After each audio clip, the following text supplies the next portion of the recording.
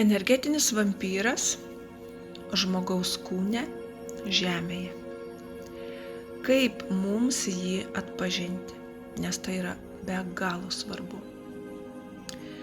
Energetinis vampyras tai yra žmogus, kuris nepastebimai išsiurbia tavo gyvybinę energiją.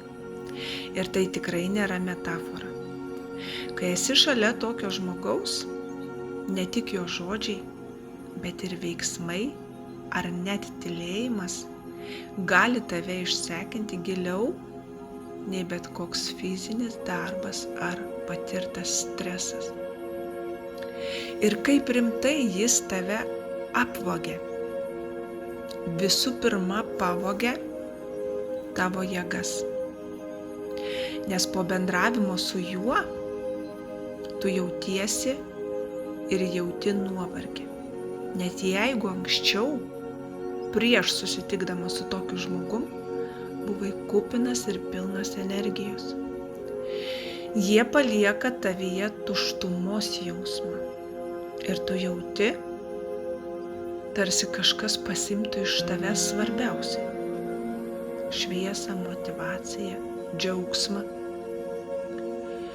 Po bendravimo su tokiu žmogum sumažėja pasitikėjimas su tavimi. Nes tu jautiesi nesaugiai, sumišimo jausmas. Ir tas būtent be priežasties atsiranda. Kartais tie žmonės netgi gąsdina ir manipuliuoja tuo metu ir dažniausiai kaltina kitus žmones. Bet kaltina būtent dėl savo problemų, nuolat rėkauja ir ypatingai garsiai ieško savo dėmesio. Po pokalbio su juo neretai jauti nerimą, o gal net kartais ir baimę. Lieki įtemptas, neramus, nors iš tikrųjų šitoje situacijoje pokalbio metu tu nieko baisaus nei pasakei, nei padarei ir net nieko nebuvo. Ir kaip tiksliai atpažinti tą energetinį vampyrą? Kada tu jauti nuovargį ir emocinį išsekimą po bendravimo su juo. Net jei susitikimas buvo trumpas, bet po jo jautiesi labai pavargęs. Kada jis dažnai verkia, skundžiasi ir niekada nesiklauso tavęs. Viskas sukasi tik apie jį, jo problemas ir jo skausmą. Jis mėgsta manipuliuoti būtent kaltės jausmu. Ir tu jautiesi, lyg būtum blogas žmogus. Jei nepadedi arba nepakankamai atkreipi dėmesį jau į jį, jis nepaiso tavo ribų. Ir nepaisant tavo prašymų, jis toliau veržiasi, pavyzdžiui, į tavo erdvę, energiją ir laiką. Jis dažnai pavydi tavo sėkmės ir būtent geros nuotaikos.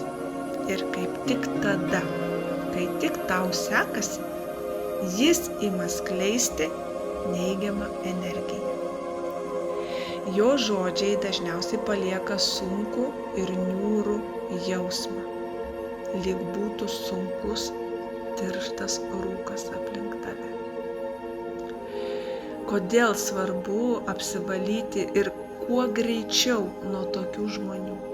Nes energetinis vampyras, vogdamas tavo energiją, tiesiog palieka tave tuščią ir silpną.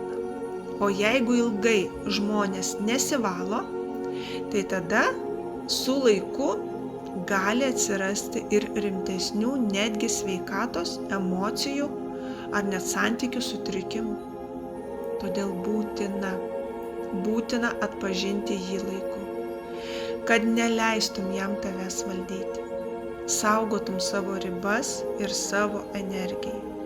Ir tikrai reguliariai atliktum energetinį apsivalymą, kad jis taptų kaip kūno plovimas.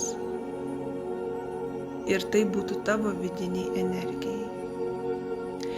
Investuoti į save tai yra atstatyti prarastą energiją per ramybę, kurią galbūt tu, suvokdamas ar nesuvokdamas, ką tik atidavei energetiniam vampyrui.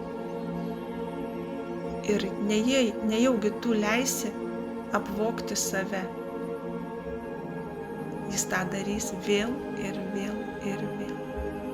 Taip, galbūt tu atgausi truputį tos energijos nuėjęs į mišką, nuvažiavęs į gamtą, nes tave šauks. Visom pusėm tave draskys. Mintise bus, reikia nuvažiuoti į mišką, reikia nuvažiuoti galbūt prie upės, prie ežero, galbūt pažvejoti.